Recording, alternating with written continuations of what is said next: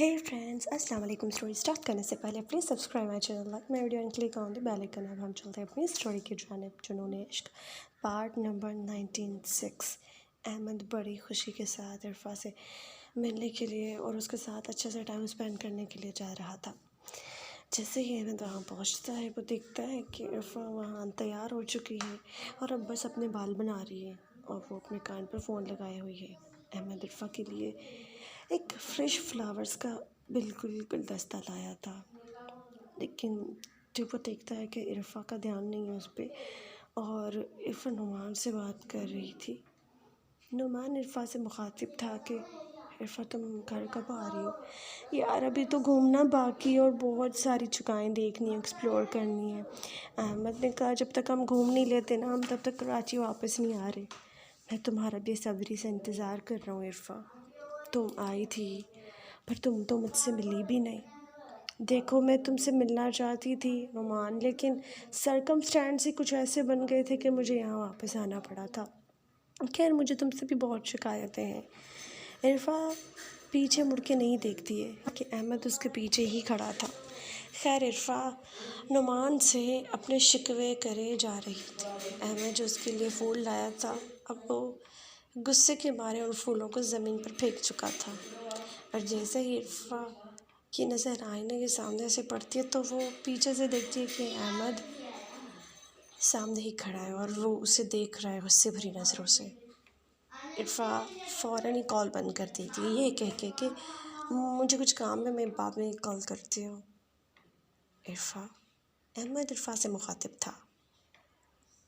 जी इरफा बहुत चटपटाई थी और अजीब लग रहा था उसे कि वो उस वक्त इस सिचुएशन में थी कि वो क्या ही कहती है अहमद से।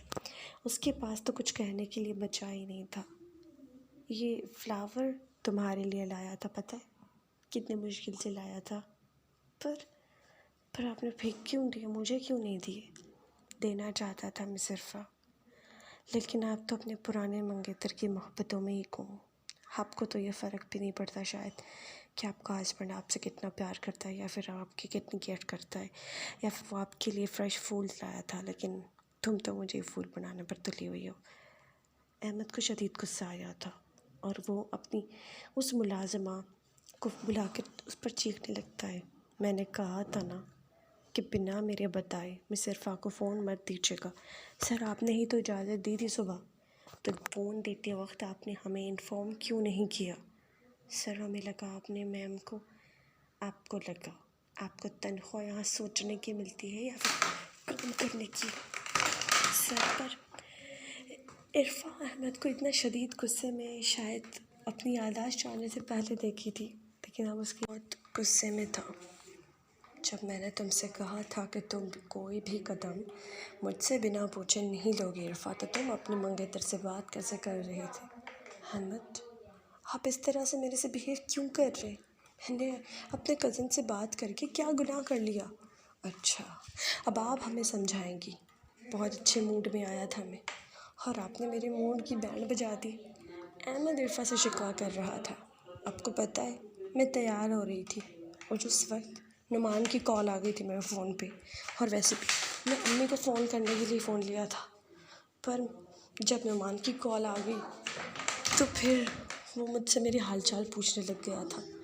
अहमद तो गुस्से में इरफा से ये तक नहीं पूछ पाया था कि नुमान ने एक्चुअली उससे बात क्या की थी, या शायद वो घबरा गया था कि इससे पहले कि नुमान अहमद के बारे में उसकी पिछली बातें बता देता और इरफा उससे बदज़न हो जाती और फिर शायद वो जो चाहता था वो ना होता। लेकिन अभी तो नुमान ने इतनी बात भी नहीं की थी, उससे पहले ही अहमद वहाँ पहुँच चुका था।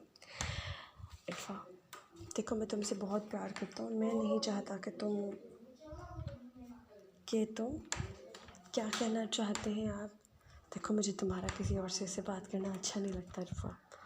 अच्छा तो आपको जेलसी फील होगी तो आप किसी के भी सामने मुझे बातें सुना दोगे। इरफा वापस अपने रूम में आ चुकी थी और वो अब जैसे तैयार हो रही थी पहले, अब वो अपनी चीज़ें निकाल कर वापस रखने लग गई थी। ईयररिंग्स क्यों निकाल रही हो यार? क्योंकि आपने मुझ पे बिला वजह गुस्सा किया।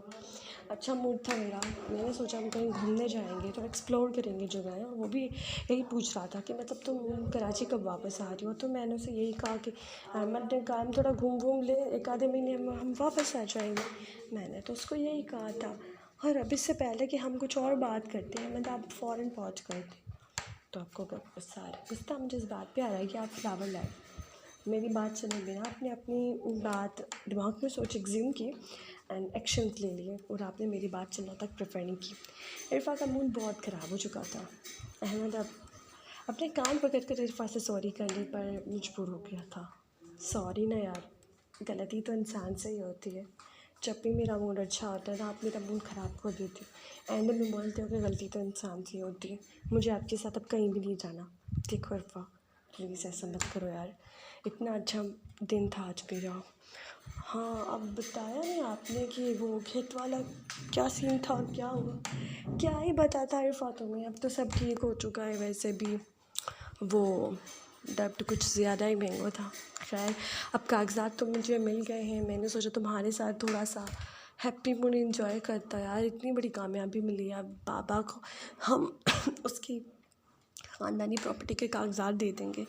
हम थोड़ा घूमेंगे, एक्सप्लोर करेंगे, कुछ पिक्स क्लिक करवाएंगे और मॉल में चलते। तो मेरे साथ आज मौसम बहुत अच्छा था, बाहर शदीद बारिश भी नहीं हो रही थी। मैंने सोचा कि हम थोड़ा घूम लेंगे, क्या कर सकते। इतने में इरफा सोचती है कि यार मैं टीवी ऑन कर देती हूँ, पर तुम मेरे साथ में नहीं चल रही क्या। जैसे ही टीवी ऑन करते हैं कि अहमद जैसे ही चैनल चेक कर रहा होता है तो न्यूज़ चैनल आ जाता है। उधर न्यूज़ पे बता रहे होते हैं कि बहुत शदीद बारिश आज रात तक आएगी और अर्बन फ्लडिंग का ख़तरा है। ये बात सुनने के बाद इरफा कहती है कि मतलब अब यहाँ पे बाढ़ आएगी। अहमद उसे मासूमियत की तरह देख रही है। देखो यार, ये ना लाहौर है, और वैसे भी कहावत तो मशहूर है ना, जिन्होंने लाहौर नहीं देखा ना वो तो जमिया ही नहीं। तो इरफा तुम ये मत सोचो कि लाहौर में बाढ़ आ सकती है यार, यहाँ पे सारी फैसिलिटीज़ मौजूद हैं। वो कराची होता है, थोड़ी बारी में बाढ़ आ जाती है, यहाँ पे ऐसा कुछ नहीं होता। इरफा बहुत डर गई थी। देखो, अगर उन्होंने अर्बन फ्लडिंग कही है तो अब हमें कहीं भी नहीं जाना चाहिए। यार तुम कितना डरती हो, इतना नहीं डरना चाहिए। थोड़ा बंदे को रिस्क भी लेना चाहिए, रिस्क टेकर वाला बनना चाहिए। चलो रेडी हो, शाबाश, और हम चलते हैं। शाम के 5:30 बज चुके थे। बारिश का अलर्ट 8:30 बजे से जारी था, और अर्बन फ्लडिंग रात के किसी भी पहर आ सकती थी। मतलब शदीद बारिश कभी भी हो सकती थी। इरफा तैयार तो हो जाती, पर अहमद उसे कहता है कि पहले हम चलेंगे मॉल, मॉल के बाद हम चलेंगे। कहाँ जाना है, लॉन्ग ड्राइव पे माय डार्लिंग। कहीं ऐसा ना हो अहमद कि हम रास्ते में फंस जाएं, और फिर क्या। देखो, मैं गाड़ी में नहीं रह सकती पूरा एक दिन यार। अच्छा सोच लिया करो। देखो बाहर कितना अच्छा मौसम हो रहा है। जब इरफा अहमद की बातों में बातें करते करते बाहर आती तो वो देखती है कि बहुत शदीद काली घटाएं और शदीद हवाएं चल रही होती हैं। इरफा को ये फिल्मी सीन साउंड होता है। देखो मौसम भी हम पर मेहरबान हो रहा है, कितना अच्छा व्यू आ रहा है यार। चलो एक पिक ले लेते हैं। अहमद जैसे ही अपना फ़ोन निकालता है पिक लेने लगता है, बाहर शदीद बारिश शुरू लग जाती है। और इरफा कहती है लो अब तो प्लान कैंसल, अब नहीं चलेंगे। अहमद फ़ौरन ही मुलाजिम को बोल कर वहाँ से छतरी ले आता है। देखो यार, अब तो मैं ये अम्ब्रेला भी ले आया हूँ, अब तो मैं चलना पड़ेगा। बारिश के मौसम में घूमने का मज़ा ही कुछ और होता है, तुम्हें क्या पता। अहमद इरफा को कायल कर ही लेता है अपने साथ लॉन्ग ड्राइव पर घूमने के लिए। इरफा बहुत खुश होती है। इरफा कहती है कि मैंने ना कभी ऐसे आइसक्रीम नहीं खाई, तो चलो ना हम आइसक्रीम खाने चलते हैं। जो हुक्म जनाब आला, हम चलते हैं आइसक्रीम खाने। आइसक्रीम खाने के बाद ही हम चलेंगे शॉपिंग करने के लिए। देखो शॉपिंग करने के बाद ना फिर हम रात का खाना भी बाहर से ही खा लेंगे। लेकिन फिर देखो तुम्हारा लेकिन मैं ना सुनूँ। मौसम इतना अच्छा हुआ पड़ा है, थोड़ा बंदा एक्सप्लोर कर ले, पर नहीं, तुम्हें पता नहीं क्यों जल्दी पड़ी हुई है घर जाने की। पहुंच जाएंगे आए घर हम। इरफा अहमद के साथ आइसक्रीम खा रही होते हैं। अहमद वहाँ भी एक पिक क्लिक कर लेता है। अहमद आपको नहीं लग रहा कि आप हर जगह से पिक क्लिक कर रहे हो, तो देखो यार, मुझे किसी से डर नहीं लगता, और मैं अपनी बीवी के साथ ही तो हूँ, थोड़ी ना अपनी गर्लफ्रेंड के साथ हूँ। मुझे ना तुमसे गर्लफ्रेंड वाली फीलिंग चाहिए थी, तो इसलिए मैंने सोचा कि तुम्हारे साथ जगह जगह जाएंगे, पिक क्लिक करवाएंगे। और आज मैं चाहता हूँ ना तुम मुझसे खूब खर्चा करवाओ। वैसे भी जब से हमारी शादी हुई ना तो हम ठीक से घूम पाए, और ना ही तुम जितना मेरा खर्चा किए। ना हम अमूमन ना लड़कियाँ ना जो बीवियाँ होती हैं वो अपने शौहरों का बहुत खर्चा करवाती है, लेकिन तुम कमरे से बाहर नहीं निकलती हो तो खर्चा करना तो बहुत दूर की बात है इरफा। आज खूब खाओ, खूब जो मांगोगे तुम्हें मिल जाएगा। इरफा अहमद से एक सवाल पूछती है कि जब मैं नोमान से बात कर रही थी आपने वो फ्लावर क्यों फेंक दिए थे। देखो यार, मुझे अच्छा नहीं लगता कि मेरे अलावा तुम किसी और से बात करो। रदन शदीद गुस्सा आ गया था, तो बाहर तो उठा नहीं सकता था मैं, तो इसलिए मैंने फ़्लावर्स फेंक दिए। मैंने अपना गुस्सा फ़्लावर्स पे निकाल दिया। इरफा को अहमद की बात सुनकर काफ़ी अटपटा लगता है। आप मुझ पे हाथ उठाते। देखो यार, गुस्से में ना मैं कंट्रोल खो देता हूँ खुद पर, और फिर शायद कभी अगर ऐसा हो जाए तो पहले ही सॉरी बोल रहा हूँ, क्योंकि गुस्सा